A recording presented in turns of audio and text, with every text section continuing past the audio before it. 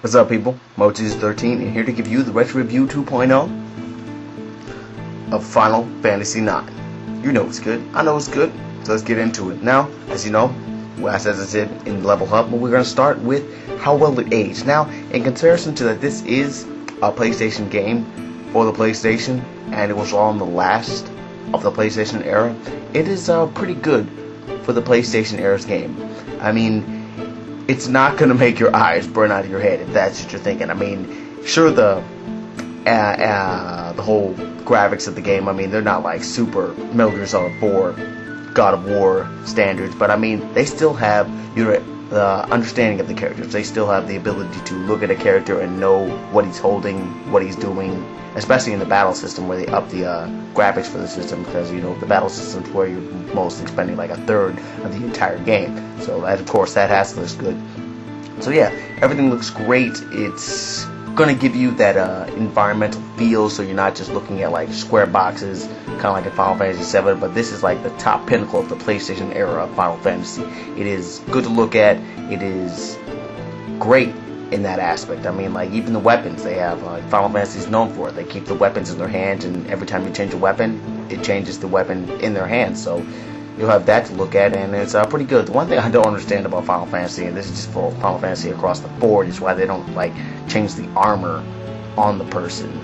It's one thing that I think would make the game so much more immersive if you could see your armor change in the battle. But that's just me. That's just one of my thoughts on this thing. So let's just go into the gameplay. The gameplay is a straight class system, but it's not about who you're gonna pick the class for. It's about what the person is in their class. And there's 8 characters in this game, and the classes are Fuzzadan, there is a thief, and then there's Adelbert Steiner, he's a knight, and then there's Vivi, he's a black mage, and then there's Garnet, who's a summoner slash white mage. That needs to be remembered, summoner slash white mage. And your white mage skills are still pretty good, but not compared to Eiko, who is a white mage slash summoner, because she has more abilities for white mages and only like about 4 summons in the entire game, which are still pretty good.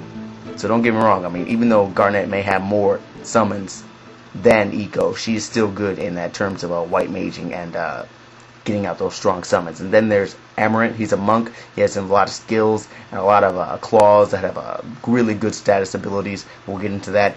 And then there's Quina, she's a blue mage. You learn by eating other enemies, and that's pretty original in terms of like blue mage. Instead of just like killing enemy and then you get the skill, now you have to eat the enemy and then you get the skill. It's kind of ridiculous. And last we have Freya. She's a dragon knight of the city of Burmecia, and yeah, she does what it does with that dragon knight. She's one of my favorite characters. I like her because I personally like the dragon knight, and yeah, that's pretty much all the characters right there.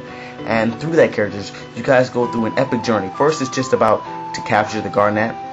The Princess Garnet till Alexandria. She's the Princess of Alexandria, and the team, the Talantalus, which Zidane works for, he goes in and they try to kidnap her, and then everything doesn't go the way it's supposed to go, and they end up in the evil forest, and it just goes from there. And it's a pretty solid story. I love the story in this because like it doesn't force anything upon you. Like everything happens for a reason.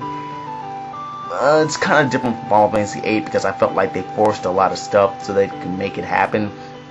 But Final Fantasy IX, it works through a fluid motion. It goes from one event to the next and leads you up to the final climactic ending, which is freaking epic. The main bad guy in this is Kuja, and Kuja, he is one of those narcissistic, feminine type characters, because if you didn't know it was a guy, you'd probably assume it was a girl. That is just the way Kuja works. I mean, like, he is ridiculous in his ability to look like a girl, and we have no idea what his voice sounds like, so I mean, we can only assume, because I'm not even gonna lie, I assumed that this person was a girl throughout the entire game. Even when they were saying like he and he and he and him, I was just like imprinting she and him or she and her on that stuff. And then finally at the end of the game I was like, wait a minute, this dude is a dude, and it shamed the hell out of me.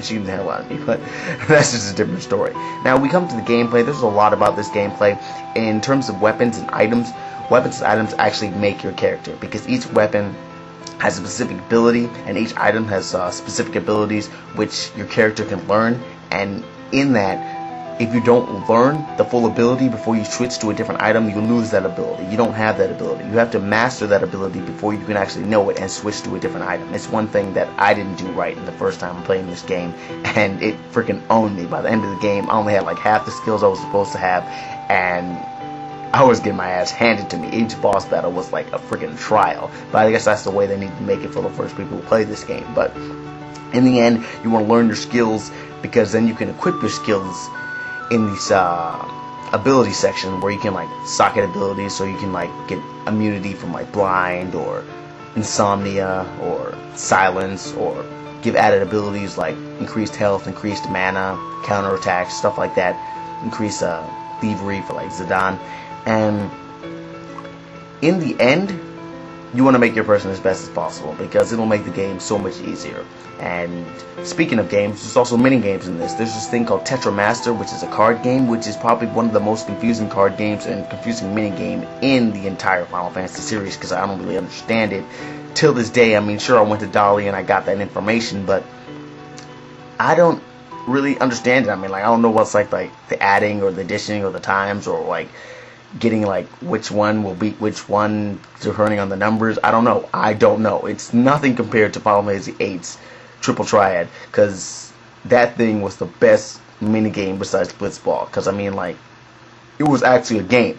You actually tried to win that, tried to get those cards. It was great. But also, what makes up for that weak mini game in Final Fantasy IX is Chocobo Hot and Cold mini game. Now that game will make you almost unbeatable if you find that Chocobo Forest and then like start getting everything that you need to get in there from the chocographs.